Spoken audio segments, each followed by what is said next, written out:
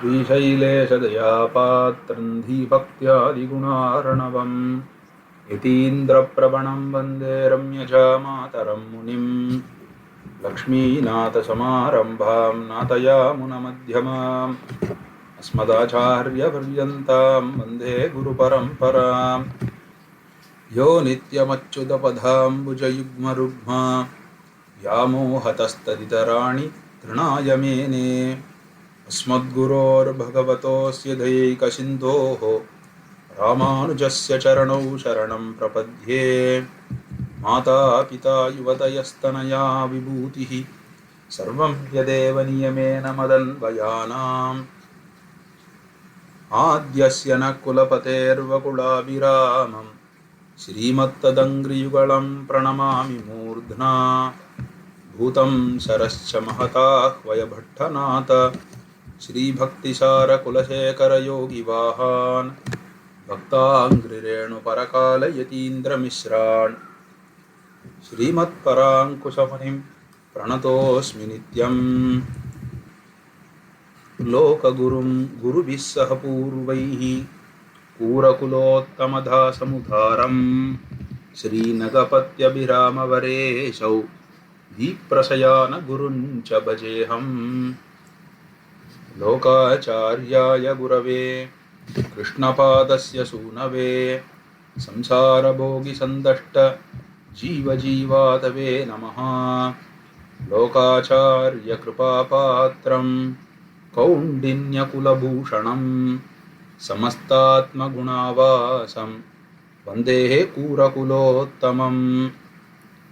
नमः श्रीशैलनाथाय कुन्तीनकरजन्मने प्रसादलब्धपरमप्राप्य कैङ्कर्यशालिने लोकाचार्यपदाम्भोज राजहंसायितान्तरम् ज्ञानवैराग्यजलधिं वन्दे सौम्यवरं गुरुं श्रीजिह्वावधीशदासम् अमलम् अशेषशास्त्रविधं सुन्दरवरगुरु करुणाकन्दलित ज्ञानमन्दिरं कलये पुरुषकारवैभवञ्च साधनस्य गौरवं तदधिकारिकृत्यम् अस्य सद्गुरूपसेवनं हरिदयामहैतुकीं गुरोरुपायतां च यो वचनभूषणे वदज्जगद्गुरुं तमाश्रये।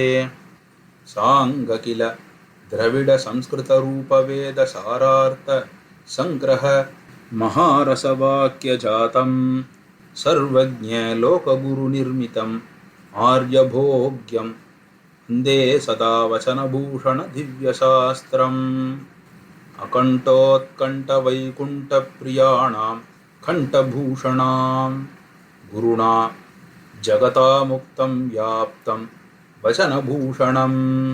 பேரு தருவிக்கும் அவள் தன் பெருமை ஆறு பெறுவான் முறை அவன் கூறு குருவைப் பனுவல் கொள்வதிலையாகிய குளிர்ந்தவருள் தான் மாறில் புகழ் நற்குருவின் வன்மையோடெல்லாம் வசனபூடணமதில் தேரிட நமக்கருள் முடும்ப இரவன் கழல்கள் சேரன் மனனே.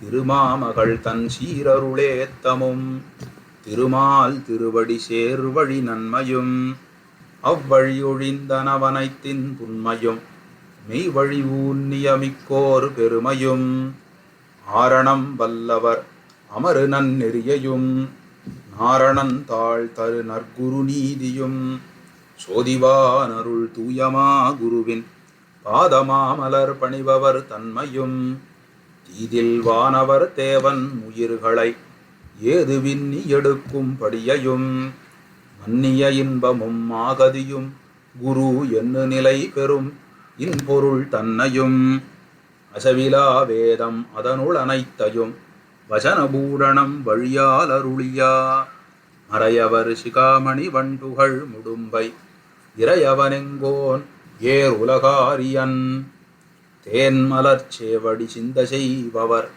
மாநிலத்தின்பம் எய்தி வாழ்பவரே. லோகாச்சார்ய கிருதே லோகஹிதே வசனபூஷணே தத்வார்த்ததர்ஷினோ லோகே तन्निष्ठाश्च सुदुर्लभाः जगताचार्यरचिते श्रीमद्वचनभूषणे तत्त्वज्ञानञ्च तन्निष्ठां देहि नाथ यतीन्द्र मे. Swami, just wanted to ask from that last passage where it says that obviously your surrender could be to different persons and for different purposes, but a lot of it is surrender to the Lord Himself.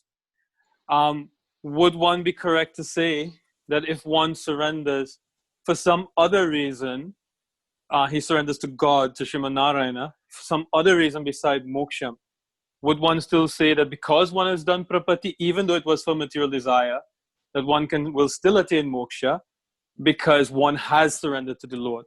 What do you think about that? Yeah, it's just like looks like we were learning in Mumukshapati about how the Tirumantram will give all sorts of fruits. If you want other fruits than moksha, as well as moksha, you'll get that, but you'll also get moksha. So similarly, when you're doing property, if you do property, as long the most important thing or the only thing in property is to surrender to the Lord. There's no other qualifications. There's no other fruits that are necessary, but other fruits are possible. Swami, I just want to ask one other thing.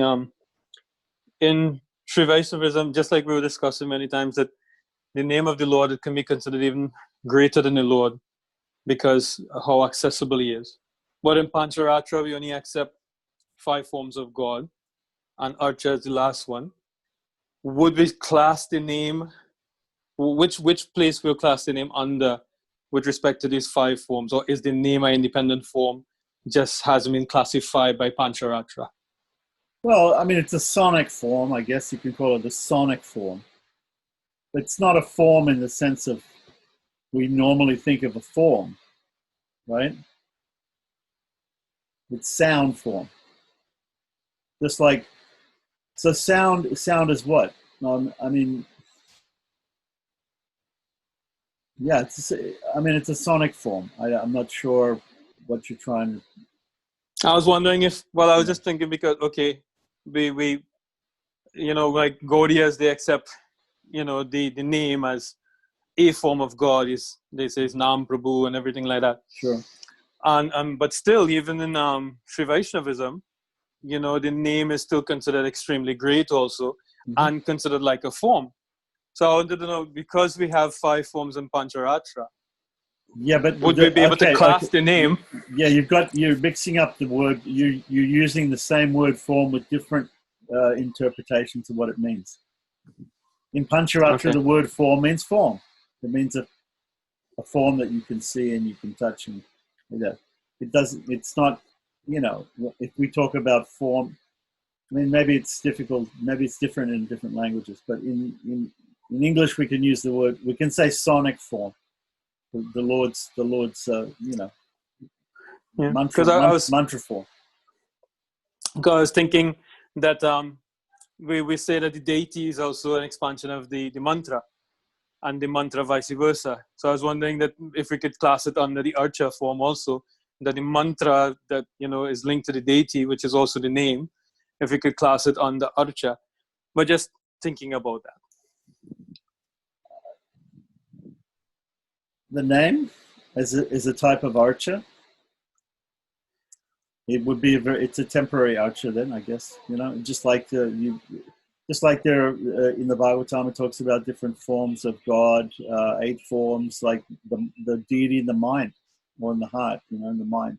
So you conceive of God in the mind, according to the way he's described in the Shastras, and that's a form of God. But it's a temporary form because you can forget him. Okay. Just like the material Vishvarupa. The Vishvarupa is also a form of God. Right? But it was it's temporary. Krishna showed it to Arjuna, and then he unshowed it. Right? And then the Vishvarupa is made of material elements which don't, although the material universe in total is either manifest or unmanifest and always eternal, But still, in its manifest form, it's not eternal. So it's a non-eternal form of the Lord. These Karnika, Vyuha, Vibhava, Antayama, also the para form of the Lord is eternal. The Vyuhas expand. The Vyuhas expand from the para form, and the Vibhavas from the Vyuha form, and the Antaryaman from those forms. I can see you on. So Okay, Swami, thank you so much. I'm not exactly sure what you're trying to say, but yeah, it's a form. It's a form. It's not a type of. It's not a form in the sense of that the word form is used in Pancharatra. The word form is used in Pancharatra in a different way. I think it's because maybe a better word may be manifestation, isn't it? That's maybe a better word. In that case, yeah, the name is another manifestation of the Lord, isn't it? I think I'm just because coming from a Gaudiya Vaishnava background, and because of all the philosophy behind the name and all of that, Yes. and I'm trying to like figure out, okay, has Sri Vaishnava is not thought of the name also, as great as that, but I know from the classes that they have. But I wanted to say, okay, well, how could we classify that under the 5 forms of God? But obviously, it's as you said, You can't it's classify it thing. under those 5. It's a different classification, different sense of classification. If we want to say, let's say, okay, let's go through all the forms that God can take. There'll be a lot of forms that God can take. When we talk in the system of Pancharatra, how it's delineated in Pancharatra, it's delineated in 5. But just because it's delineated in 5, just like we can say Prasha Shakti Vividaya Shrite, the Lord has multifarious energies, and we delineate them as internal, external, marginal, whatever. But there's multifarious energies. There's many energies, so there might be some other energies, or we haven't. We're trying to cover the gamut by saying these 3, but it's maybe more than unlimited energy. So unlimited forms. He has unlimited types of forms. Can we classify? It's a good question for a Pancharatran. We can ask people. Can we classify the name as under these headings of Karnika, Vyuha, Vibhava, Antayama, and Acha? The name of Krishna is non-different. The name of Krishna is non-different from Krishna. So the name of Krishna is non-different from the Vibhava avatar Krishna. The name of Paravasudeva seems to be non-different from Paravasudeva. So exactly maybe the different names, Vasudeva, Sankarshana, Pradyumna, Ruda, these are names of Vyuhas. So are the names of Vyuhas equal to the names, just like why people say in Tirubharadhanam in worship, in iconic worship, we use the Tirumantra, Om Namo Narayanaya, because it includes the other. It includes the others, because the other Vibhava avatars are expansions, right? Whereas somebody might not include. Here also, he was also explaining about Draupadi's Sharanagati, that the name Govinda saved her. And in Mumukshapati we were talking, Dr. Rawa was saying about the name Govinda saved Draupadi, but the name Narayana is more important, or more essential, or is greater than the name Govinda. And in one sense, of course, we can say the name Govinda and name it the deity of Krishna and the deity of Narayana, or Paravasudeva and Krishna. We can say on one level there's no difference. Another level, we can say there's a difference. Narayana is greater and Krishna is, Govinda, the word Govinda is that's why we emphasize the Vyapaka mantras as being the greatest, right? So, yeah, so explaining to Gaudiyas. How do you explain to Gaudiyas? It's a different system. It's a completely different system. You're going to have to start from the beginning, You stay. How do you explain to Gaudiyas? I'll tell you how to explain to Gaudiyas. You say to them, please, just forget everything that you know, and let's start from the beginning. Let's start from basics, and let's go through it, and then you'll understand. But if you try to take your preconceived notions and place them on top of a different system, you're not going to understand. That's basically what's going to happen. If people have this preconceived notions, oh, the name of Krishna is the greatest, Krishna is the greatest, and the name of Krishna is the greatest. But we see in Mokshapadi, the Sri Vaishnavacharyas are not saying that. They're saying the name Narayana is greater. And they have their reasons for why they say that. And the Gaudiyas have their reasons for why they say the other way, like that. So people have faith in one system or another system. But when you're trying to explain the faith of one person to another person, you have to start from basics again, and you have to say, okay, why do you believe the name Krishna is greater than the name Narayana? Or the deity Krishna is greater than the deity of Narayana? Why do you believe that? Based on what? Because the basis for our understanding is based on Pratyaksha, Anumana, and Shabda. So are there authoritative statements? And if we look at the authoritative statements, we'll find the authoritative statements of the Vedas, which are considered the highest pramanas, will back up the Sri Vaishnava's point of view. There may be authoritative statements in later scriptures written by Gaudiya Acharyas that say certain things. But when you're comparing the two, you have to have a common frame of reference to compare things.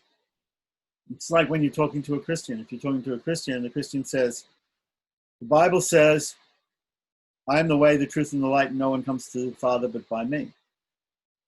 Okay. So if you accept the Bible, that's a good proof.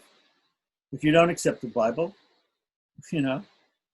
but if you talk to a Buddhist and you quote the Vedas to them, they say, well, we don't accept the Vedas. Talk to a Christian and says, well, Christians don't accept the Vedas. So there has to be, for discussion and comparison, there has to be some common thread. There has to be something in common. If there's nothing in common, then it's just one person's opinion against another person's opinion. The point is, what we want to get beyond opinion. Faith, of course, is based on your opinion, right? And you're convinced about something based upon certain logical arguments, right?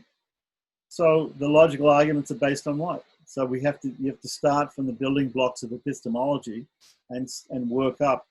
You first of all ask, what is knowledge? How do you know that something is true, right? And you work up, and then why do you think the Vedas are the greatest pramana? Or why do you think the Bhagavatam is the greatest pramana? Why do you think your interpretation of the Bhagavatam is better than everybody else's interpretation of the Bhagavatam? So you have to work from beginnings like that. So to just go and just talk to somebody from another sampradaya and say, I'm trying to explain to you something which is very high in this sampradaya, which is a really high understanding of this sampradaya. I'm trying to immediately tell you, when you have no basis, you don't understand at all what our system is, or our system of pramanas, or why we think what we think. You can't do that. The person will not understand. If you just tell them, you just say, look, I'm going to cut through all the basic stuff, and I'm just going to tell you what the conclusion is of the Sri Vaishnava Tengalai Acharyas. And they'll go, well, we don't understand why you come to that conclusion. Of course you don't, because you haven't done the work to get to that point. If you do the work step by step, you'll understand the result. You'll understand the conclusion. If you don't go step by step, you will never understand the conclusion. Unless you get some divine revelation, but normally people don't understand if you just tell them the conclusion. It took me about 12 years. People don't understand. ISKCON. People don't understand. People can't. It's not that it's a secret. it's not a secret that knowledge is there and it can be given to people and you can tell people as much as you like, but they can't understand it or realize it unless they go step by step or until they get some epiphany.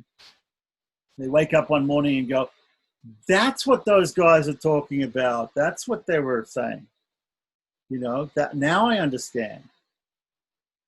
But unless and some people may never understand because they're fixed in a certain opinion. And some people are very stubborn, you know, even if you point out to them that, well, you know, does it make any sense what you're saying in a certain sense? You know, maybe this makes more sense, you know, or maybe that doesn't make sense. Well, is it not more what I encounter with Gaudias is that it's not even the philosophical differences in the first place, but they're also attached to their friends in the sampradaya, you know, and to their gurus, you know. Well, they're okay, attached. It's an attachment to the culture. Okay, Yeah. because people belong to some sect, Yeah. they belong to some organization, and they feel like I have to believe what everybody else believes, or at least externally I have to put on a show, right? Otherwise, I lose my social standing. You know, I've got nowhere to go on Sundays, and no one to eat Bhusanam with, and etc. So, yeah, so there's a lot of people like that they have to. I mean, you know, why would you? They also say when in Rome, do as the Romans do. So if you don't, I mean, you just don't go into an ISKCON temple or a Gaudiya or any other Sampradaya temple and sit down during a class that they're giving on their Acharya's things and just challenge it. Why would you do that? You know? Yeah, that's not appropriate. No, yeah. it's not appropriate like that. If somebody's open-minded, or if somebody wants to study the differences between different sampradayas like that. But I think also the thing that we find is that people, the Gaudiyas there is a philosophy behind Gaudiya Vaishnavism, but too often people get caught up in the theology of it all. And there's a difference between philosophy and theology. You know, the philosophy of Vishishtadvaita is there, and the theology on top of that, with the Pancharatra and the you know Sri Vaishnava, the Alvars and the Sri Vaishnava culture and everything is there also. First, you have to understand the philosophy, the underlying basis like that. The culture on top of it, you know, may or may not. The details of the culture may or may not be essential to ultimate understanding of the philosophy. Yeah, and Gaudiyas, they identify very much with their sampradaya. Like all people in their religion, they identify very much. I am a Gaudiya, or everybody does. Everybody does it. Or Everybody I am identifies with their Christians. culture.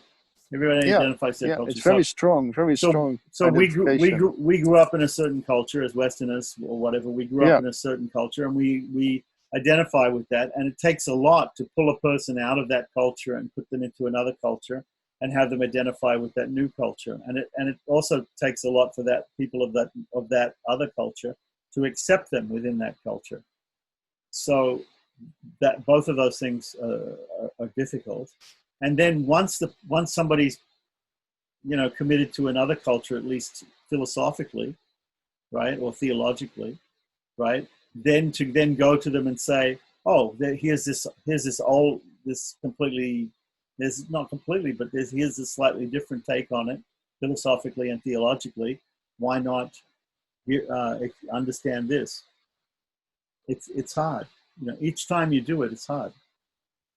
You know, maybe we should not try. Maybe it's not that we should try.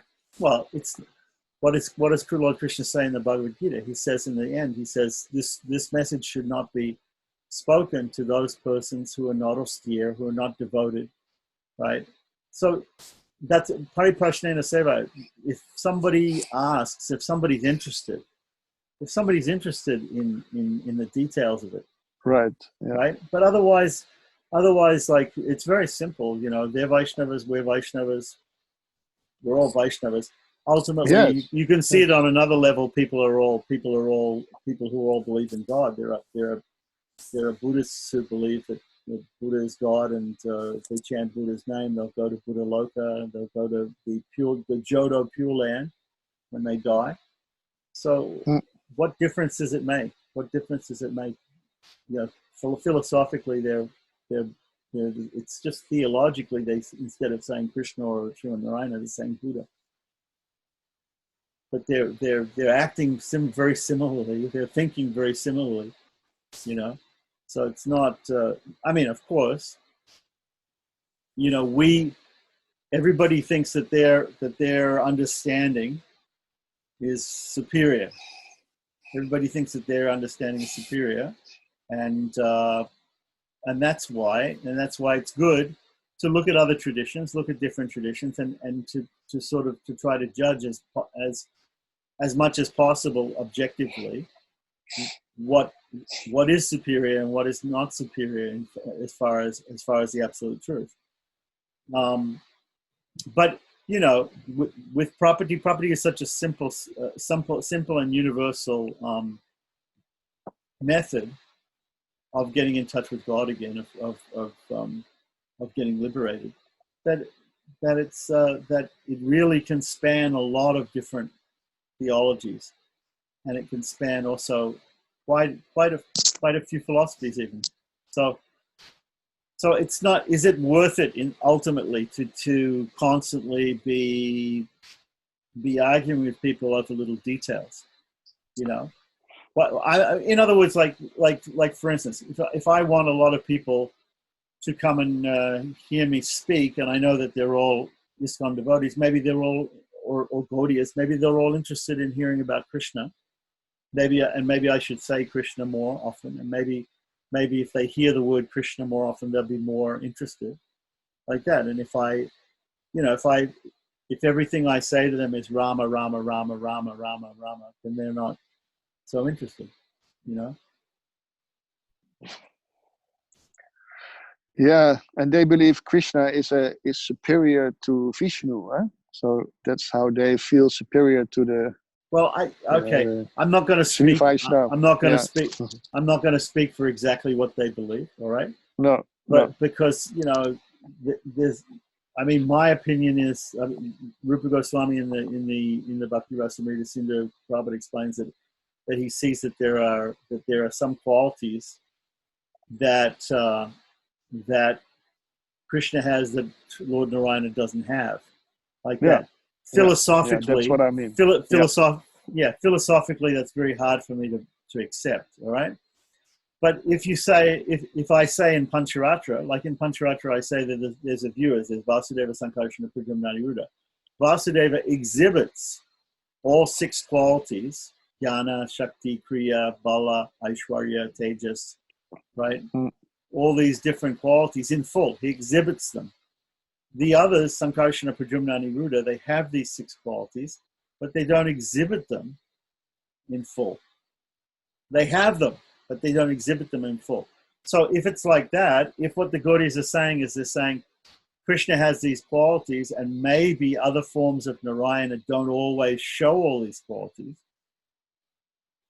that's fine. I have no problem with that.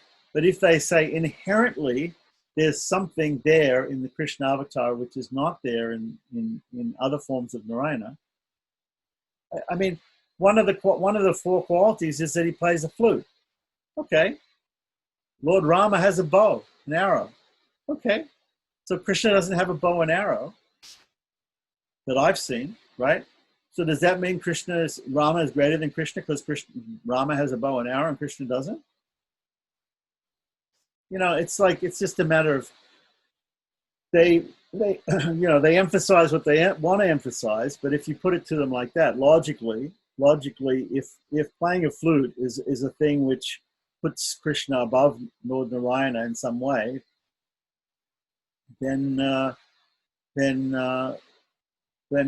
holding a bow, holding an axe for Parashurama, holding a plow for Balarama. It's a matter of rasa, and not tattva. It's a matter of rasa. We discussed that before. Exactly. It's a matter of we rasa. discussed that before. Mostly a matter of rasa. Yeah. So it's more aesthetical and not ontological. It's more. That's how you say it in philosophy. Okay. So Ramanuja's system is made up of different things, right? It's made up of the philosophy of Vishishtadvaita, which is a Vedanta philosophy of Vedanta, which you don't have to mention names of Krishna or Rama or Narayana. He doesn't mention Ishvara. It's just Ishvara is God. Just talk about God, in the that from which everything emanates. The Vedanta Sutra just talks about. The Vedanta Sutra doesn't mention Narayana, doesn't mention Krishna, doesn't mention Rama, doesn't mention Shiva, doesn't mention any name of some particular theological deity. It doesn't mention that. It talks about Brahman. It talks about the origin. It talks about the great one. Like that. So that's the basis. That's philosophy. On top of that philosophy, we understand by reading the Vedas, by understanding the Vedas and understanding the Upanishads, we understand, and even the Gita, that Lord Narayana is the Supreme Brahman. But there are other people who think the Supreme Brahman is not Lord Narayana. They think it's Shiva, or they think whatever. So that's theology. So there's philosophy and there's theology. So in Sri Vaishnavism, there's a philosophy of Vishishtadvaita. There's a theology of Vaishnavism stuck on top of it. And also added to that is the philosophy and theology of Pancharatra, the Pancharatra school, right? And we can mix in the devotional outpourings of the Alwars, and then that's Sri Vaishnavism. That's what Sri Vaishnavism is. But if you strip away all the cultural things, you get Vishishtadvaita. You just get the philosophy. Okay. So first of all, everything is built on philosophy. If you don't understand your philosophy, because everything is built on the philosophy. So if you don't understand the philosophy, then you're not going to understand the theology. And mostly what I see, the arguments that Gaudiyas have with other people, or people even within Gaudiya Sampradaya have with each other, they're all theological arguments. They're not philosophical arguments. So, I mean, there are a few maybe philosophical arguments that are being made between Gaudiyas and with Gaudiyas and other people. And of course, there are some philosophical arguments between Dvaita and Vishishtadvaita and Advaita, which are the three main flavors of Vedanta. Alvar திருவடிகளே சரணம், எம்பெருமானார் திருவடிகளே சரணம், பிள்ளைலோகாச்சாரியர் திருவடிகளே சரணம், ஜீயர் திருவடிகளே சரணம். Sri Vacana Bhusanam, 39th Sutram. In the previous few sutras, Pillailokacharya teaches us about the Archavatara, the deity form of Lord Sriman Narayana that one can see in temples in the Vigraha form, or in some houses also Perumal is present in the deity form. That is Archavatara. He talks about how Archavatara is a place where Lord Sriman Narayana's qualities are complete. Guna Purti is there. And he talks about how accessible Lord Sriman Narayana is in the Archavatara form. Saulabhyam. He is very accessible to everyone. In this sutra, he talks about how among the different forms of Lord Sriman Narayana, Para, Vyuha, Vibhava, Archa, and Antaryami, the Archavatara form is the one that is the most approachable. And he uses a beautiful method to explain that. Let us see in a minute. Bhugata jalam pole antaryamitvam, Avarana jalam pole paratvam, Parkadal pole vyuham, Perukkaru pole vibhavangal, Adile tengina madukkal pole archavataram. Now, here Pillailokacharya uses the analogy of somebody who is thirsty, who needs water. Somebody is very, very thirsty. That person needs water immediately. Then how will he get water? He uses the situation to explain this much more easier to us. So he says, Bhugata jalam pole antaryamitvam. Antaryami is the form of Lord Sriman Narayana, where he is present as the inner dweller in all of our souls. So Lord Sriman Narayana resides in every soul. So we have this human form, inside the human form, we definitely have the soul, and inside that soul resides Lord Sriman Narayana in the Antaryami form. It is, of course, not visible to the senses, not visible to the eyes, not feelable in an ordinary way. So he says, Bhugata Jalam Pole. For somebody who is thirsty, Antaryami form of Lord Sriman Narayana is like the water that is present deep under the earth, the underground water. So for somebody who is thirsty, if water is present deep underground, it is useless because he has to do something to dig the earth. It will take time, it will take effort, it will take tools before he can reach the water. Similar to that is Antaryamitvam. That Antaryami form is not easily reachable, and only through great yogis who perform Ashtanga Yoga and who succeed in that, they actually can see or feel the Lord in Antaryami form. Avarana Jalam Pole Paratvam. The next form he talks about is Paratvam, Para form. This is the form of Lord Sriman Narayana in Sri Vaikuntham. So this is Paravasudeva. Sri Vaikuntham is beyond this universe. So Avarana Jalam means the water that is covering. So the Para form of Lord Sriman Narayana, which is the form that is in Sri Vaikuntham, is like the Avarana Jalam, the water that surrounds our universe, the water that is surrounding this Anda. Again, that is useless for somebody who is thirsty at a given point in time on earth. Parkadal Pole Vyuham. Kshirabdi, Tirupparkadal we say. Kshirabdi, according to our Vedic texts, is located within this Andam, within this universe we can say, but it is not reachable. Parkadal is too far away. It is not reachable. So again, a person who is thirsty, Parkadal is useless. In the forms of Parkadal, Perumal in Parkadal is called Vyuha. It's Vyuha Vasudeva, Sankarshana, Pradyumna and Aniruddha. This is the form where we see Lord Sriman Narayana resting on Adisesha in an ocean of milk. The next form he talks about is Vibhava. Vibhava means basically the avatars that Lord Sriman Narayana took on this earth. So Matsya, Kurma, Varaha, like that, Rama, Krishna, everyone. Here Pullai Lokacharya compares Vibhava to Perukkaru. Perukkaru means a seasonal stream of water. So we can see this in rural areas or in forest areas where the river will be there, but there will be no water normally. Only during monsoon time, when there is heavy rain, water flows. So the Vibhavatara is useful for people who were living at that point in time. When somebody was living during Rama Avatara's time and they had the opportunity to be near Rama, then they could have surrendered to Lord Rama at that point in time. But somebody who is living now is separated by time and distance. We are here in some other place. We are not near Ayodhya where Rama was born. We are here after so many years after Rama was there or Krishna was there. That is the same analogy. For somebody who is thirsty, a stream that had water many months back when the monsoon was in full flow is useless for that thirsty person. And then finally he talks about Archavataram. Adile Tengina Madukkal Pole Archavataram. Archavataram is like the pools of water that form when the seasonal river is full. So we can see this even today. When a seasonal river is full, in one or two places, many places actually, along the river banks, there will be small depressions, small pools. And water will go and fill those pools. And when the flood is over, when the monsoon season is over, there will be no water in the river because the river is sloping and all the water went away. But the water that actually entered these depressions, these pools, they stay, and that is what is used to sustain the livelihood of people around it till the next monsoon comes. So for somebody who is thirsty, this Archavataram is like the water that is filling the pools when the river was overflowing, when there was the monsoon. And for somebody who is thirsty, it is available, they can go and drink it immediately.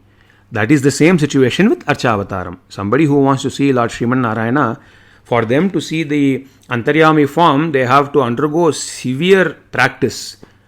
And even then, there is no guarantee they will be able to see. They cannot see the Vyuha form, Tirupparkadal form. They cannot see the Para form. It's impossible to see how Lord is there in Sri Vaikuntham.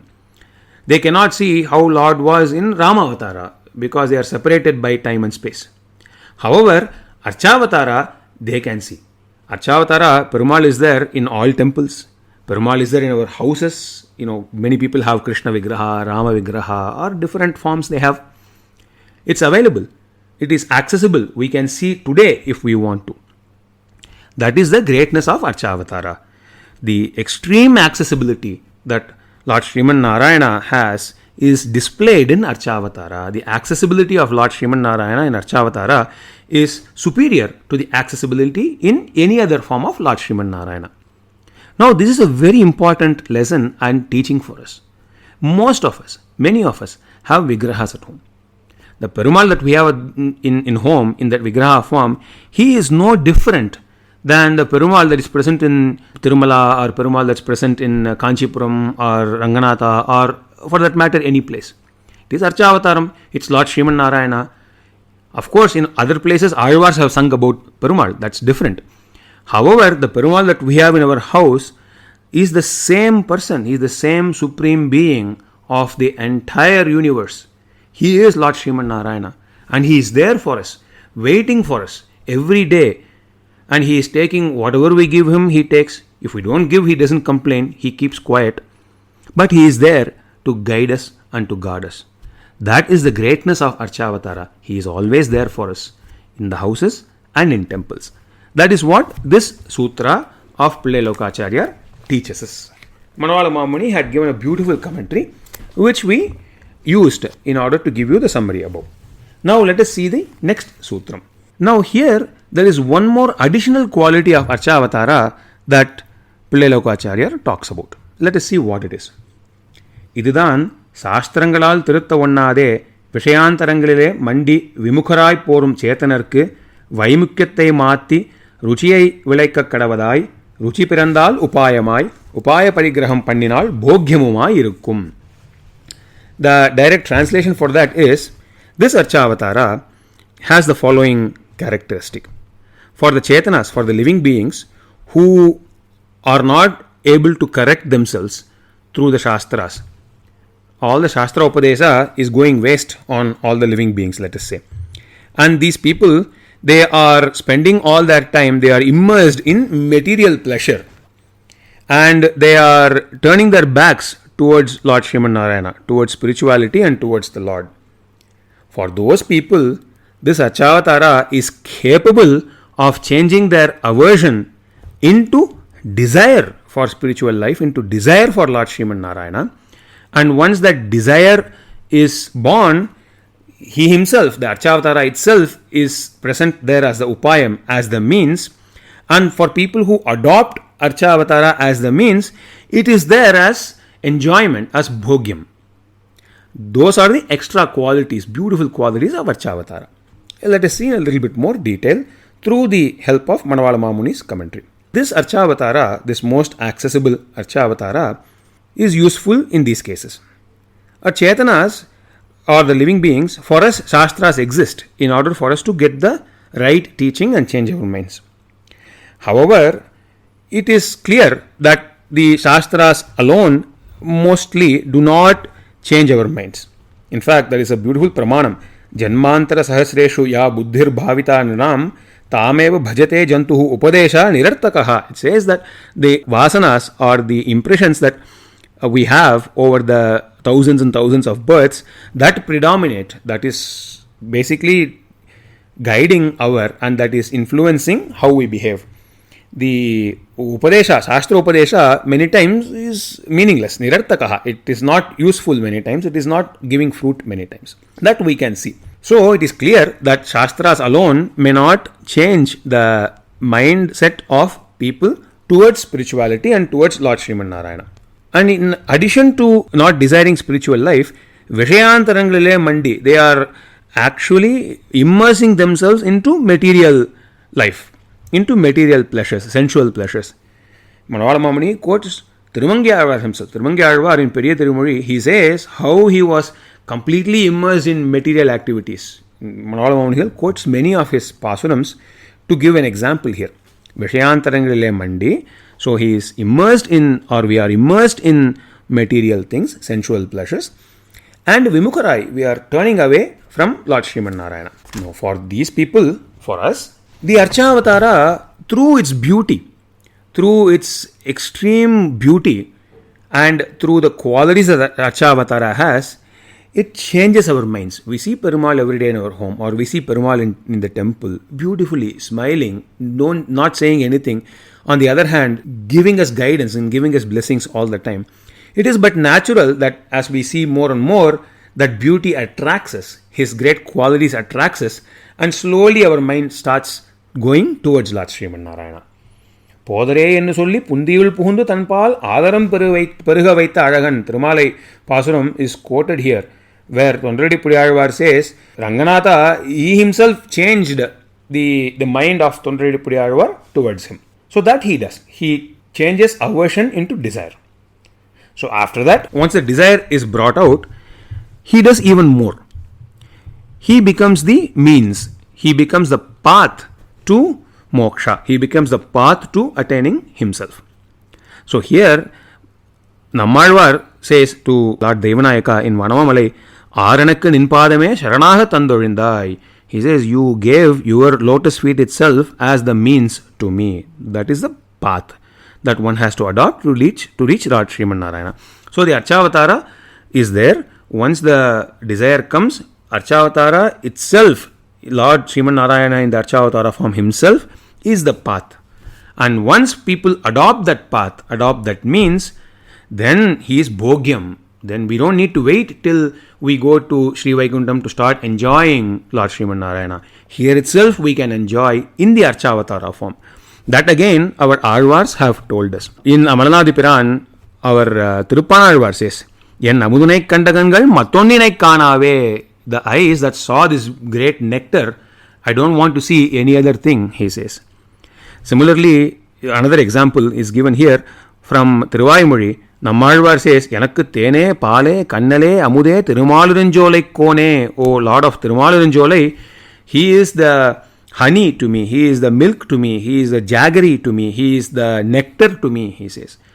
So we can see that affection that one can develop towards the Archavatara and enjoy all the gunas and do service to Archavatara form of Lord every day, whether in temples or out our home. That is the speciality of Archavatara.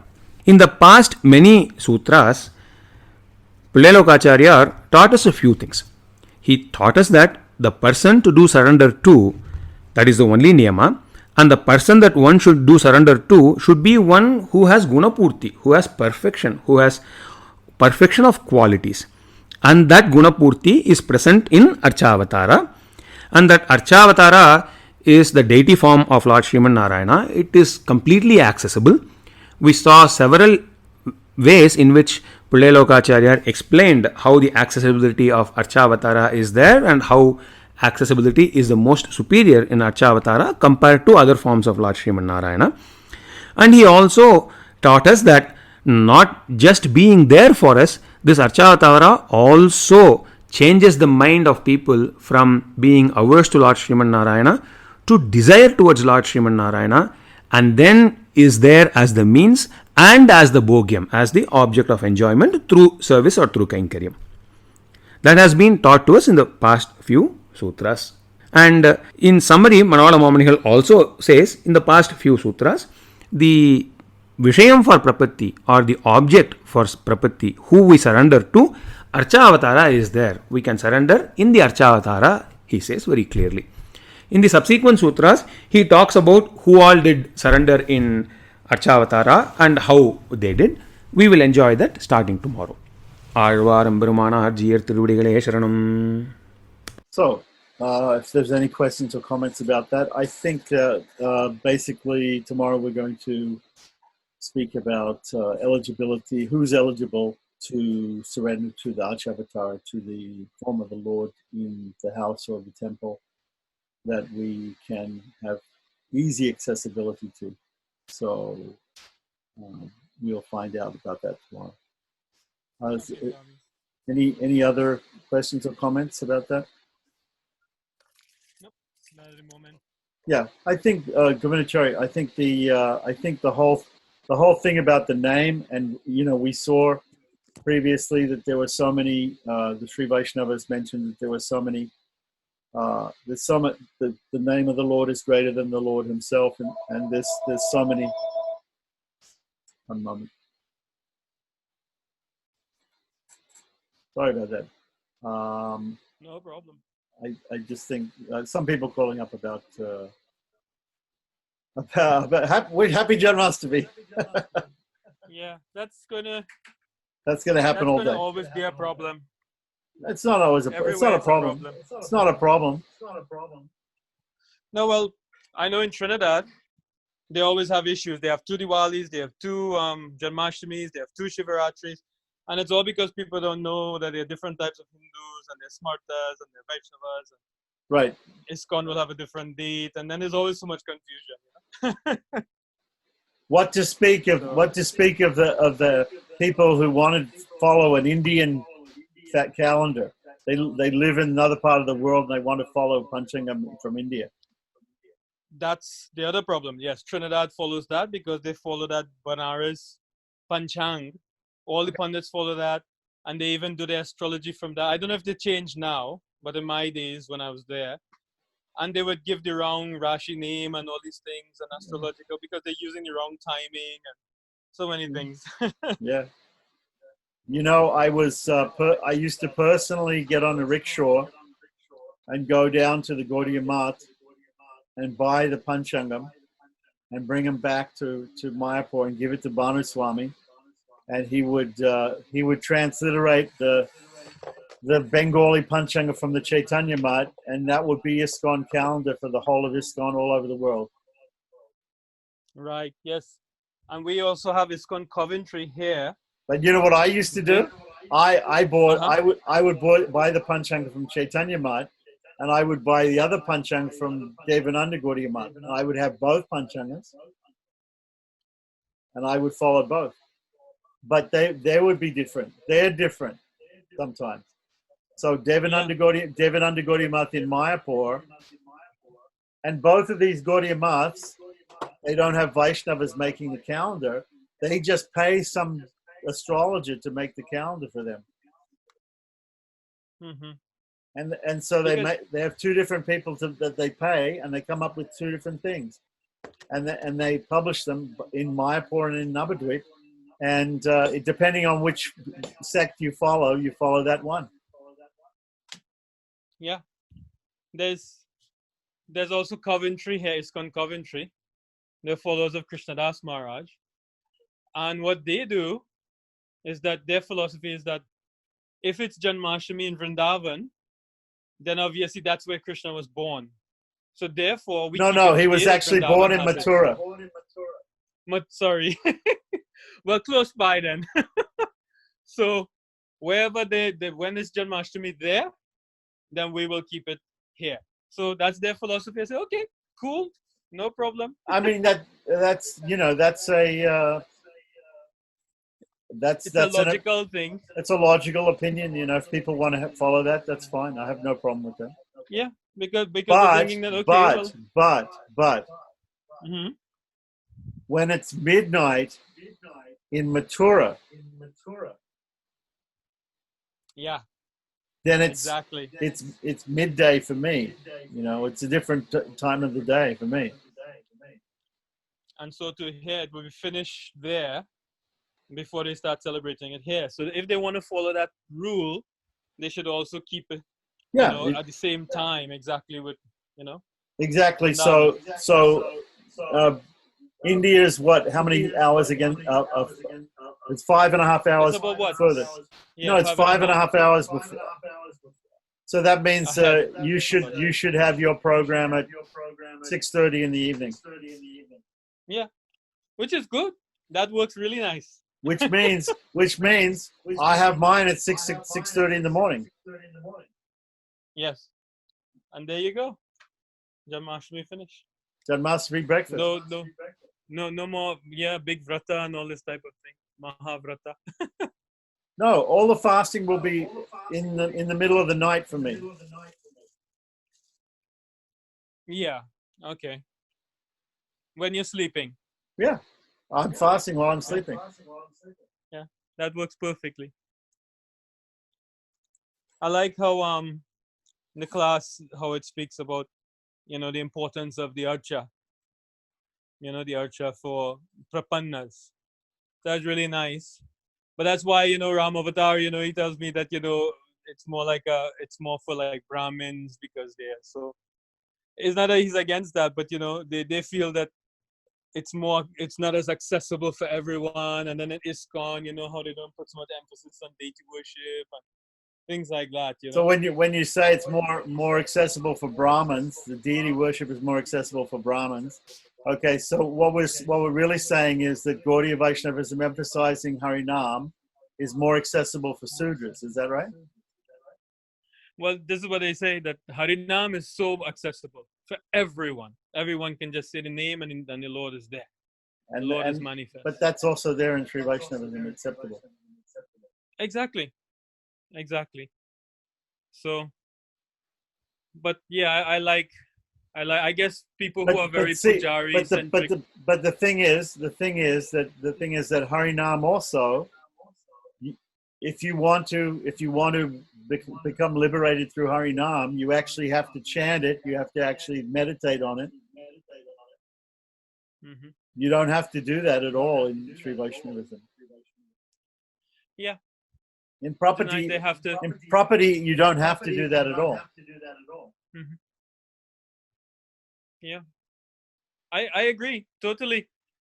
So yeah, fine. But see, that's what they say. It's so accessible for all. But then it sounds simple. Chant Hare Krishna and make your life sublime. But if somebody said to you, chant 300,000 names of God per day and make your life sublime. So the word sublime means simple. 300,000 names of God a day is not simple. Definitely not. It might be simple, but it takes a long time. And then they have Antim Smriti, which is what all that 300,000 names is, to try to get Antim Smriti, which again also only relies upon the mercy of the Lord to have Antim Smriti. Yeah. Anyway, yeah. Look, it's not a problem, According to Varahacharma Sloka, if you think about God during your life, God will think of you at the time of death and save you. Yeah, I like how you say that, all ISKCONites and most Gaudiyas are really Prapannas inside. Because it's true. And it's all depending on grace. And everything is all about causeless grace. The causeless grace and causeless mercy of Guru and Gauranga and Krishna. So it's true.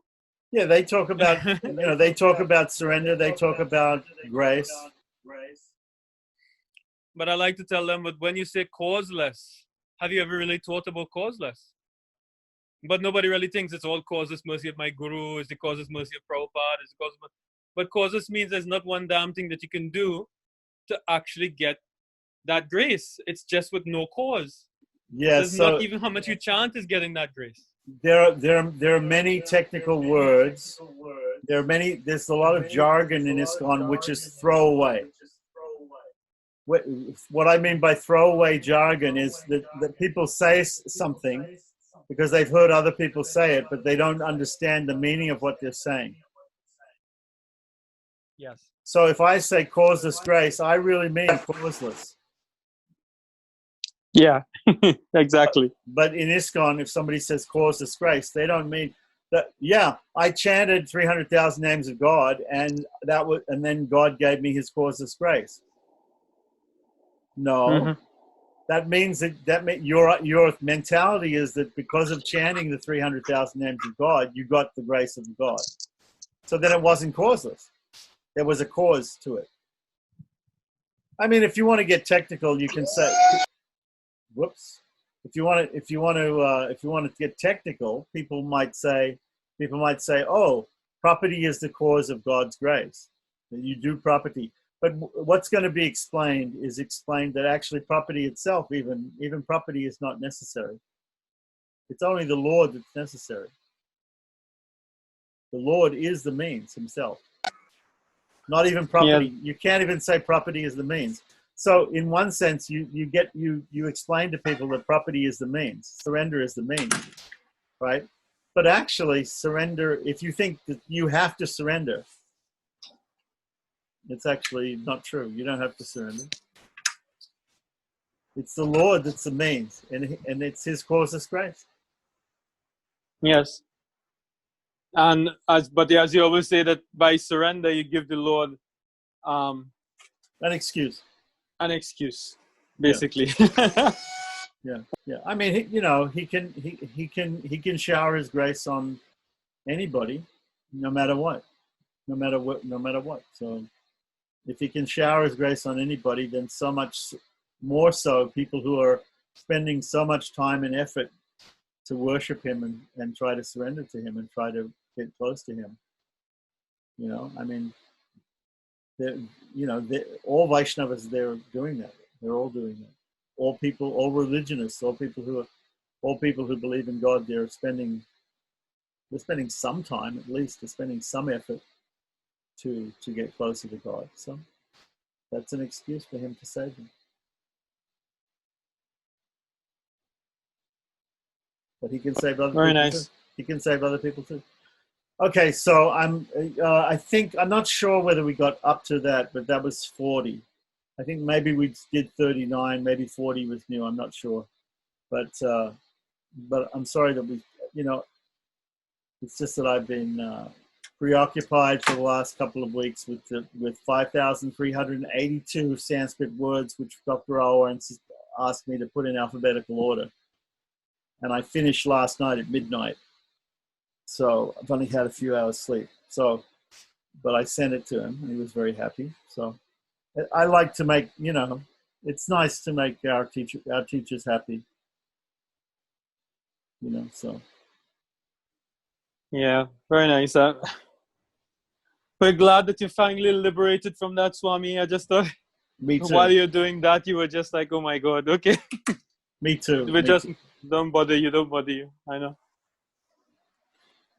Anyway, so but it makes me, I'm interested. I think what I'll try to do is because I think it's very important. It's very useful to be able to alphabetize Sanskrit words, either in Devanagari or in Roman. For instance, if you have Bhagavad Gita, you could put there's an index of slokas. You can put them in Sanskrit alphabetical order. So I'm going to look and see if I can do it with Excel. There's a way in Excel that you can make a custom sort order. But I didn't feel confident enough.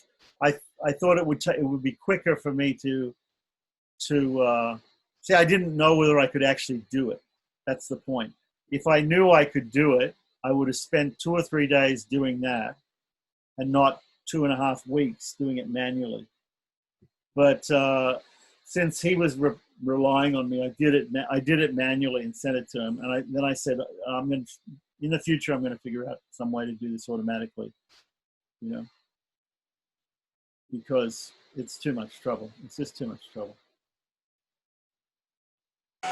Is he doing some kind of Sanskrit book or some Sanskrit dictionary or something? It's from the look of the words, it seems to be a text on Ayurveda, which is even less important in my opinion. But anyway, if it had been a book on Vedanta or something like that, I probably would have been more fired up about it. But it seems right. I read all these. These terms that seem to be all from Ayurveda. So. Okay. Yeah, he seems to be very much into Ayurveda. He speaks about it a lot. Maybe he's a professor at a Sanskrit university, so I'm sure that there are people. See, what people do is people study Sanskrit grammar, and after they study Sanskrit grammar, they know the rules of grammar. Then they memorize a dictionary. And there are different dictionaries full of terms, technical jargon. And so like for Ayurveda, there's probably a dictionary of Ayurvedic terms. And you study that. And then because you know Sanskrit grammar and the Ayurvedic terms, you can study Ayurveda. But But if you want to study Vedanta, you study Vedantic terms, or if you want to study general Sanskrit literature, you study a general dictionary like Amarkosh. So that's the way they do it. And so then people learn the grammar, they learn a dictionary, and then they go off and they specialize in a particular subject. And that's how they learn. So, which just sounds like a easy thing, but it's probably very difficult.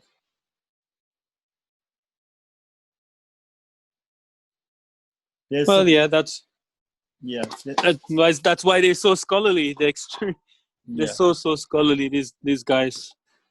Yeah, well, there's also another thing which I'd like Dr. Tirunarayan to explain to me further. There's this thing called Dhatupat, which is a list of about 2,000 roots in Sanskrit, which every word in Sanskrit comes from these 2,000 roots. Okay, every word comes from these 2,000, about 2,200 verb roots. Okay. And every word is made from them. Okay, so then Painini has written a thing where he explains each root and gives a short sutra explanation of each root. And the idea is, if you're trying to interpret a word, you look at the root in this list of roots, and you look at the sutra which explains the meaning of it. Just like he was explaining, I don't know, were you present for that class where he was talking about sneha? The word sneha means love. Sneha means love, right? But that's not what it literally means. It literally means oiliness. Yes, that sounds more like it. Yeah, and the reason why oiliness is because when you put oil on your skin, or when you touch oil, it adheres to your skin and it just sticks there.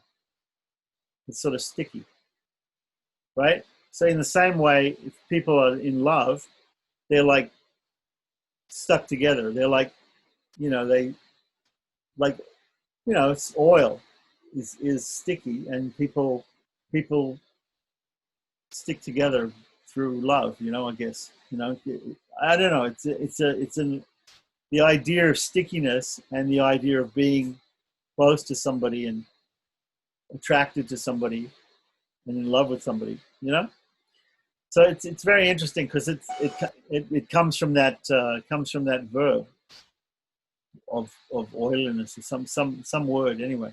So the point I'm trying to make here is there's this text, and the way you use that text is you look at the words in the Sanskrit that somebody's, maybe Krishna's spoken in Bhagavad Gita, or some acharya's given a sentence or something like that. You look at the words, and then you meditate upon the meanings given in these sutras, and more realizations will come about the word, and you'll get a deeper understanding of the meaning behind the word. That sounds actually very interesting. Yeah, it's very interesting. So it's like that's what the acharyas are doing when they're making commentaries. They're looking at the Sanskrit, and they're understanding when he said, like he's doing when in class. I'm very impressed by that. When he's doing in class, he's saying, well, archana, and he's thinking archana means offering flowers like this, which is what in South India this is called archana. If you go into a temple and you say, I want a ticket for archana, they give you a ticket, and you go and you give it to the pujari, and the pujari takes the flowers and he says, Om Keshavaya Namaha, Om Narayana Namaha, etc. But the word archana itself means worship. So it could mean full worship. It could mean the full worship. I didn't say this in the class, but it could mean also the full worship. So when Vedanta Deshika says dhyana, archana, and pranama, to me, that's a full system of worship. You do the dhyana, you meditate on the deity's invoked. You do the archana, or the tiruvaradhana, the full puja, and at the end of it, you offer your obeisances. That's another meaning to what Vedanta Deshika said. I see it like that because I'm because I think like a ritualist, I think like a pujari or an anchika, like that. He as a Tamilian, he says, oh, archana means offering the flowers like this. But it doesn't just mean that. The word archana means the full worship. It can mean full worship. It can just mean worship, like that. So whatever your idea of worship is, that's what archana is. And so dhyana also, when we know that dhyana is like the thing that you do when you do the pranapratishtha of the deity, when you invoke the deity, or avahana, dhyana and avahana. It's the beginning of the worship, and then there's the worship, and then after the worship, we offer obeisances at the end. Pranam at the end. So to me, that was just a different level when I saw that. But Benajeshik is saying that that's a different meaning to what he's slightly. I mean, it's the same, but it's slightly different understanding of those words.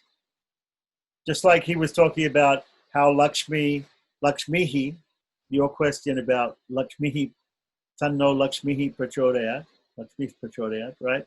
That the Visarga is there only, I still haven't looked that up, by the way, in grammar, but I'm going to do that for sure. He says that Lakshmi is the only word that the only feminine I-ending word that ends in nominative singular in a Visarga. So I'm going to look that up. And if it's true, then it's very interesting because a lot of acharyas, when they talk about Visarga, the Visarga is in Devanagari is two dots, a dot up, one dot on top, one dot on the bottom next to a letter, two dots to the right of a letter, right? So Visarga, a lot of acharyas have said Visarga is like the creation. The word creation is sarga in Sanskrit. Sarga means creation. So Visarga can also mean creation, like that. So these two dots in Devanagari represent the spiritual world and the material world. Now, obviously, Very deep. It's deep, huh? It's people looking at the Devanagari and they're seeing that even the form of the script. I mean, Jiva Goswami does this in his grammar also, like that. You're probably familiar with the refa, with the letter R, right? In Sanskrit, right? Yes. So in Devanagari, when you say P-R-A, you put a P and you put a little line down, right? In the P, you put the P and then you put a little line down from the P, addition to the P, right? To make it pra, right? And if you want to say ARP, A-R-P, you put it on top. Ra goes on top, right? So you know what Jiva Goswami says about that? No. He says, so you can remember, this is a way to remember it, right? When the R comes after the letter, it's like throwing sand in water. When you throw sand in water, it just goes down like this. It goes down at an angle and sinks. You're throwing the sand and it goes down. So that's the way it is, right? But when the R comes before the letter, like ARP, right? It's like throwing a pumpkin in water, a gourd, like a little gourd, right? So you got some gourd, and you throw it in water, it floats. So when you throw the gourd in water, it floats up to the top of the Devanagari, and it looks like a little tuber, a little pumpkin, a sort of not a pumpkin, like sort of like a, I don't know, like a little boomerang thing, a little boomerang shaped vegetable. It looks like the stem of the pumpkin. Yeah, whatever. Anyway, it floats up to the top. So this is what he's. I mean, he says that because that's what it looks like to him, and when he says it in Harinam Amrita Vyakaranam, when you hear that, you're like, you never forget that. Like I'll never forget how to put an R before a letter or after a letter, because of throwing sand in water or throwing pumpkins in water. It just reminds me of that. It doesn't have to have a whole lot to do with script or Sanskrit or anything like that. It's just it's a method of remembering things. Sometimes if you associate something with something else, you remember it.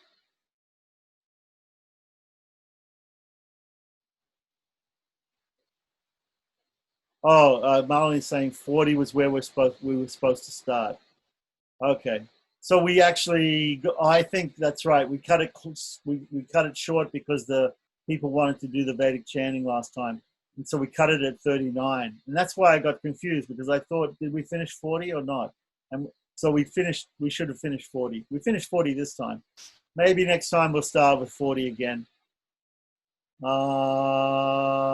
That might be hard, because he starts with 39 and 40 come together in the audio. Let me think about it. I don't want to cover things too many times, but yeah. Okay. Yeah. Anyway, these are all things. If people had shown up to Vedic chanting, maybe I would have said something about Paniniya Shiksha, but it's sort of, it seems like I wasn't. In one sense, I wasn't expecting anybody to show up for Vedic chanting, because everybody's busy with Janmashtami today.